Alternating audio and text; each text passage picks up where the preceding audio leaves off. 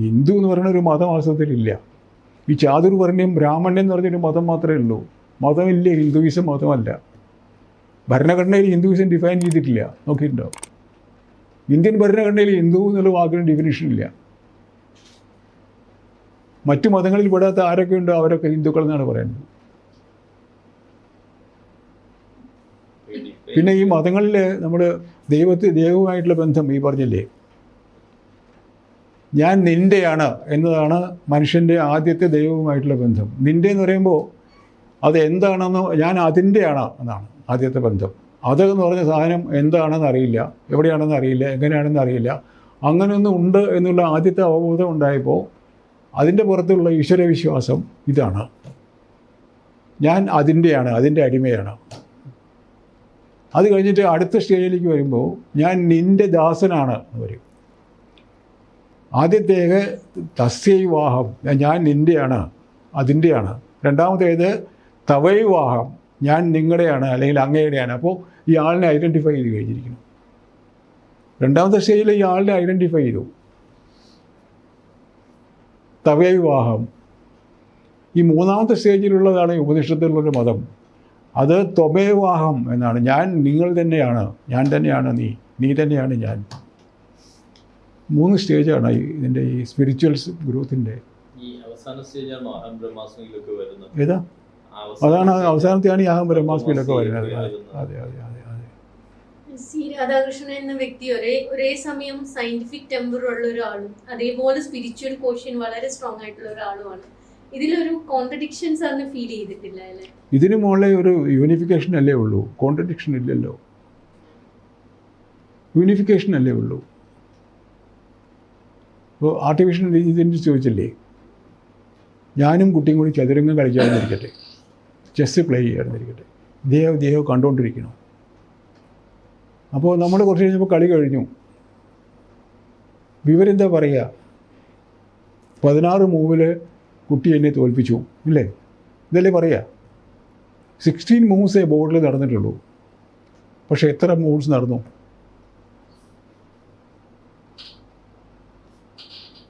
കുട്ടി ഒരു കരു നീക്കുമ്പോൾ തന്നെ ഒരുപാട് കരുക്കൾ വേറെ നീക്കിയാൽ ഉണ്ടാക്കാവുന്ന സാധ്യതകൾ കണക്കാക്കി, അതിന് ഞാൻ നടത്താവുന്ന കളി കണക്കാക്കി, അതിനപ്പോൾ ചെയ്യാവുന്ന അപ്പോൾ നോക്കുമ്പോൾ അത് വേണ്ടാന്ന് വെച്ചു. എന്നിട്ട് വേറൊരു ഈ പോസിബിലിറ്റി ഇങ്ങനെ ഒരുപാട് ഓരോ കരു നീക്കുന്നതിനും ചിലപ്പോൾ ഒരു 10, 30, 40 കളിക്കാരുടെ കഴിവനുസരിച്ച് ആൾട്ടർനേറ്റ് മൂവ്സ് കണക്കാക്കിയിട്ടുണ്ടാവും. അപ്പോൾ ആകെ എത്ര മൂവ്സ് നടന്നു? ഈ ബാക്കി നടന്ന മൂവ്സൊക്കെ എവിടെ രേഖയുണ്ടോ? കളി കഴിയുമ്പോൾ ഓർമ്മ പോലും ഉണ്ടാവില്ലല്ലോ. പക്ഷേ ഒരു യഥാർത്ഥ കളിക്കാരന്, ഒരു മാസ്റ്റർക്ക് ഈ മൂവൊക്കെ ഓർമ്മയുണ്ടാവും.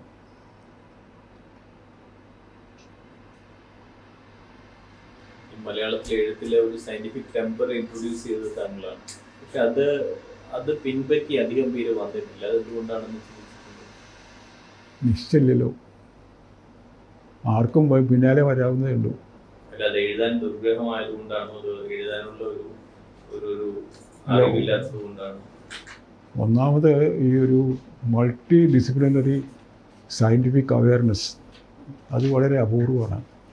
ഒരുപാട് അധ്വാനിച്ച് ഒരുപാട് പഠിച്ച് വായിച്ചല്ലേ ഉണ്ടാവുള്ളൂ. അപ്പോൾ അതിനൊന്നും ആർക്കും നേരമില്ലല്ലോ. ഫാസ്റ്റ് ഫുഡിൻ്റെ കാലമല്ലേ.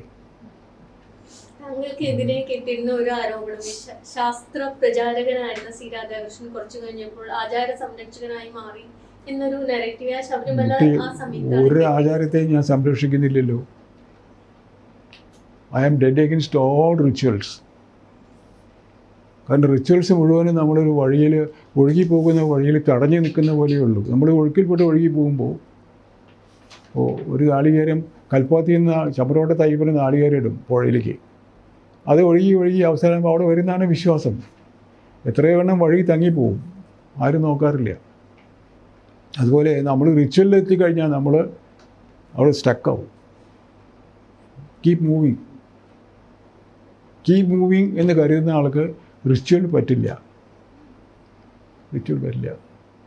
പിന്നെ ഈ മാന്ത്രിക് കാര്യങ്ങളിലൊക്കെ എന്തോ ഒന്നുണ്ട് എന്നൊരു തോന്നലില്ലേ, അത് നമ്പർ 1 അന്ധവിശ്വാസമാണ്. There is nothing like that. ഒന്നുമില്ല, യാതൊന്നുമില്ല, തന്ത്രവിദ്യയിലൊന്നും കാര്യമില്ല, ഒരു കാര്യമില്ല. അദ്വൈതത്തിന്റെ പ്രചാരകനായതുകൊണ്ടോ സാർ നേരത്തെ പറഞ്ഞത് അദ്വൈതം ആചാരനിഷ്ഠമല്ല എന്ന് പറഞ്ഞതുകൊണ്ടാണ്? അദ്വൈതം ശരിയാണ്. അദ്വൈതമാണ് ശരിക്കുള്ള ഒരു ബേസിക്കായിട്ട് നമുക്ക് എത്തിച്ചേരാൻ പറ്റുന്ന ഒരു ഐഡിയോളജിക്കൽ ബേസ്. എഴുത്തച്ഛൻ ഇത് ഇത്ര സിമ്പിളായി ഡിഫൈൻ ചെയ്തുകൊണ്ടാണോ സാർ ഒരു എഴുത്തച്ഛന്റെ ആ ജീവിതത്തിൽ കുറവ് പോകാനുള്ള കാരണം? എഴുത്തച്ഛൻ ഇത് ഇത്ര ഈ അദ്വൈതത്തെ വളരെ സാധാരണക്കാർക്കായി ഡിഫൈൻ ചെയ്തു എന്നാണ് അങ്ങ് പറഞ്ഞത്. അപ്പൊ അതാണോ ഈ അദ്ദേഹം ഇത്ര സ്വാധീനിക്കാൻ കാരണം? അദ്ദേഹത്തിന് അല്ല, എഴുത്തച്ഛൻ ആ കാലത്ത് ഈ നാട്ടിൽ ജാതി മതവും നോക്കാതെ കുട്ടികളെ പഠിപ്പിക്കുകയായിരുന്നു. അതായിരുന്നു ആ എഴുത്തച്ഛന്മാർ ചെയ്തിരുന്ന ഒരു പണി. അതാണ് സാമൂതിരിക്ക് നമ്പൂതിരിമാർക്കും പിടിക്കാതെ വന്നത്. അവർ ഇയാളെ അവിടുന്ന് കെട്ടിക്കുകയായിരുന്നു. എല്ലാ കളികളും അടച്ചു പൊട്ടിച്ചു. രണ്ട് ടോട്ടലി ഡയമെട്രിക് ഓപ്പോസിറ്റ് ആയിട്ടുള്ള രണ്ട് കാര്യങ്ങൾ. ഒന്ന്, എല്ലാ കണ്ടുപിടുത്തങ്ങളും ഇന്ത്യയിൽ പണ്ട് നടന്നിരുന്നു എന്ന് പറയുന്ന ഒരു വിഭാഗം. എന്നാൽ ഇന്ത്യയിൽ ഒന്നും ഉണ്ടായിരുന്നില്ല എന്നും എല്ലാം വെസ്റ്റിലാണെന്നും വിശ്വസിക്കുന്ന വേറൊരു വിഭാഗം. ഇങ്ങനെ ഇവർ തമ്മിലുള്ള ഒരു വാക്പോര് എപ്പോഴും ഇപ്പൊ കൂടുതലായി വരുന്നുണ്ട്. ഇതിൽ എവിടെയാണ് സത്യം?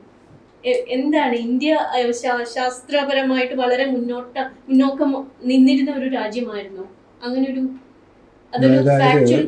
അതായത് അതിലൊരു ചെറിയ വാസ്തവമുണ്ട്, ഒരു ചെറിയ കള്ളമുണ്ട്.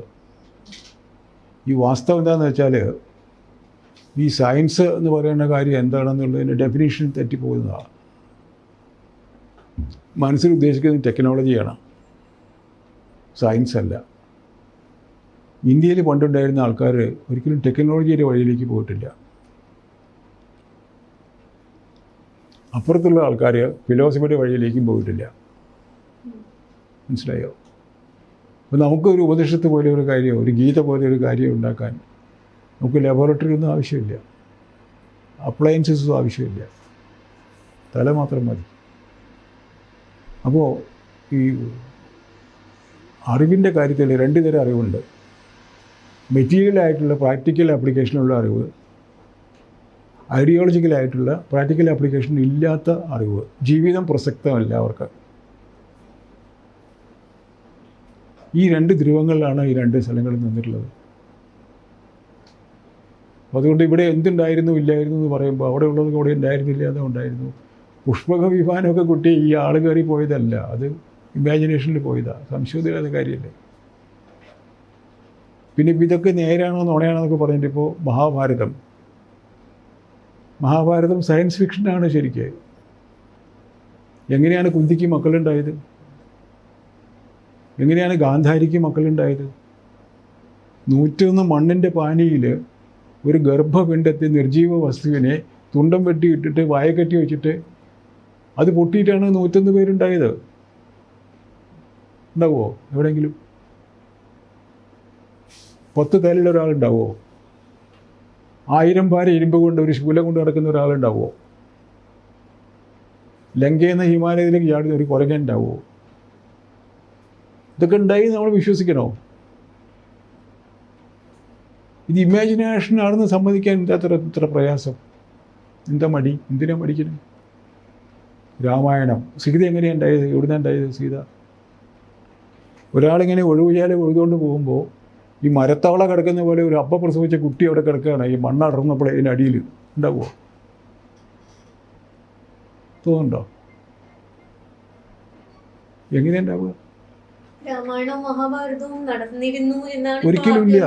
ഒരിക്കലുമില്ല, സംശയിക്കാനേ ഇല്ല. സയൻസ് ഫിക്ഷൻ എന്നാണെന്ന് മാത്രമല്ല, അന്നത്തെ അധികാര ശ്രേണിയെ കളിയാക്കുന്ന പരിപാടികളായിരുന്നു, സാറ്റിറിക്കലായിരുന്നു. അധികാരം എന്നുള്ള ആശയത്തിനെതിരാണ് ഈ ഭയങ്കരമായ ഈ എഴുത്തുകാരുടെ അക്രമം. അധികാരത്തിനെതിരാണ്. അധികാരം എന്നൊരു സംഗതി കോൺസെപ്റ്റേ ഇല്ല, മനുഷ്യൻ്റെ കാര്യത്തിൽ ഉണ്ടാവാൻ പാടില്ല, ടെനബിൾ അല്ല എന്നാണ്. ഇതൊക്കെ കഴിഞ്ഞിട്ട് ശ്രീരാമൻ അവസാനമാകുമ്പോൾ സരയൂ നദി പോയിട്ട് ആത്മഹത്യ ചെയ്യുകയാണ്. മനസ്സിലായില്ലേ? അങ്ങനെയാണോ വേണ്ടത്? ഒരു അവതാരം ചെയ്യുന്ന പണിയാണോ അത്? ആത്മഹത്യ. സീത എന്താ ഉണ്ടായത് അവസാനമാകുമ്പോൾ? അധികാരത്തിൻ്റെ പുറത്ത് നിന്നുകൊണ്ടാണ് അവസാനമാകുമ്പോൾ സീതയെ കാണാൻ പോയിട്ട്, പരിത്യാജ്യമൊക്കെ കഴിഞ്ഞിട്ട് അവസാനം പോയിട്ട് സീതയെ കാണാൻ പോയിട്ട് എന്താ പറയണത്? നീ വാൽമീകിയുടെ കൂടെ ഇത്രയും കാലം കഴിഞ്ഞ ആളാണ്, അത് വീണ്ടും ഒരു അഗ്നിപ്രവേശം ചെയ്യണമെന്നാണ്. വായിച്ചിട്ടില്ലേ അത്? കേട്ടിട്ടില്ലേ? അപ്പോഴാണ് സീത 2 കൈയും തലയിൽ വെച്ചിട്ട് അമ്മേ എന്നെ കൊണ്ടുപോകണേ എന്ന് പറയുന്നത്. ഭൂമി പിളർന്ന് അടിയിലേക്ക് പോവുകയാണ്. ഉണ്ടാവുമോ എവിടെയെങ്കിലും? എന്നിട്ട് അവിടെ ചെന്നിട്ട് അയോധ്യയ്ക്ക് ചെന്നിട്ട് ആദ്യം ഇയാളുടെ ഗർവിൻ്റെ പുറത്ത്, അധികാരത്തിൻ്റെ പുറത്ത് എന്തോ ഒരു ശപഥം എടുത്തതിൻ്റെ പേരിൽ ലക്ഷ്മണനെ ഉപേക്ഷിക്കേണ്ടി വരും. ആദ്യം പോയി.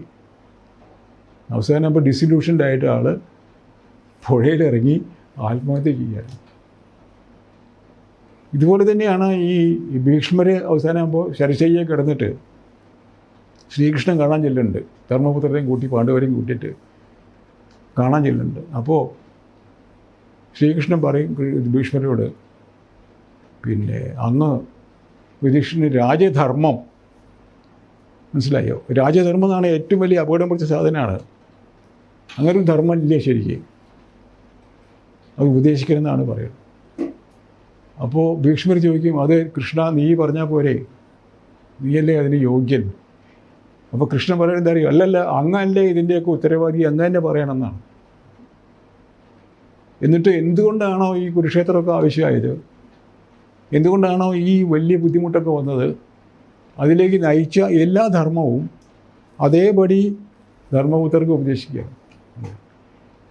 അപ്പോൾ വ്യാസൻ്റെ ഒരു ശ്ലോകമുണ്ട്, അപ്പുറത്ത് കൃഷ്ണൻ ചിരിച്ചുകൊണ്ട് നിന്നു എന്നാണ്.